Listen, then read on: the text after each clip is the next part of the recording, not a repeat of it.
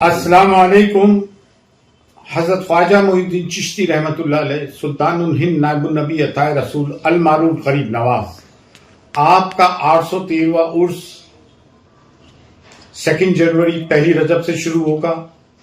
اگر جمادی الثانی کا 29واں مہینہ ہے تو 2 جنوری سے، اور 30واں ہے تو 3 جنوری 2025 سے۔ جھنڈا 25 جمادی الثانی کو پیش ہوگا، یعنی کہ 28 دسمبر کو، 28 دسمبر کو، اور اس دن سے جو ہے آستان اقدس کی جو 12 مہینے جو خدمت و رسومات کے ٹائم ہوتے ہیں، وقت ہوتا ہے، وہ بدل جاتا ہے۔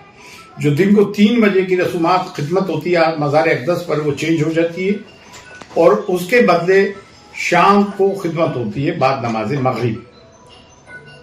28 جمادی الثانی کو جو سال بھر مزار اقدس پہ خدام خواجہ گدی نشین جو سندل پیش کرتے ہیں، وہ سال بھر کا سندل 28 جمادی الثانی کو اتارا جاتا ہے، بذریعہ خدام خواجہ گدی نشین اتارتے ہیں اور زائرین خواجہ میں، عقیدت مندان خواجہ میں تقسیم کرتے ہیں۔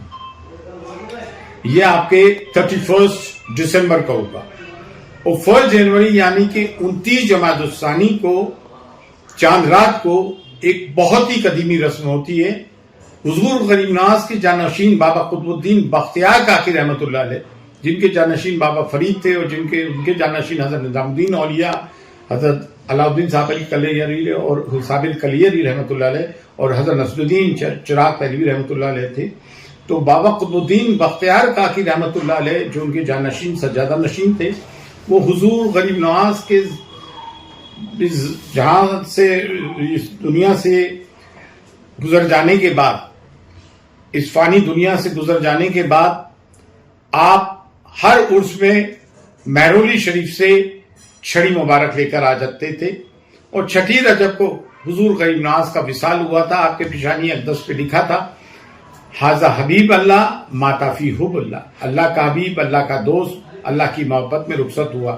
اسے عرس کہتے ہیں، اسے شب عروس ہی کہتے ہیں، یعنی کہ اللہ کے محبوب کا، اللہ کے برگزیدہ ولی کا اللہ سے جا ملنا، اس دنیا فانی سے رخصت ہونا جانا، اور انگلش میں اسے کہتے ہیں to commemorate the death anniversary of Sufi Saint.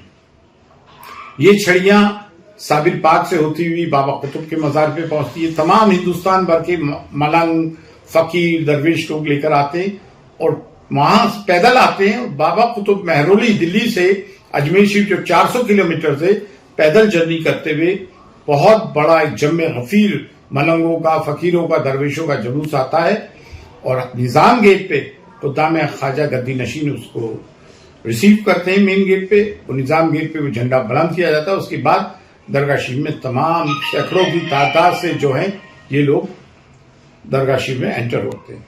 اور اگر چاند 29واں ہو جاتا ہے تو اسی رات سے، یا چاند 30واں ہوتا ہے تو اسی رات سے 2 غسل ہوتے ہیں۔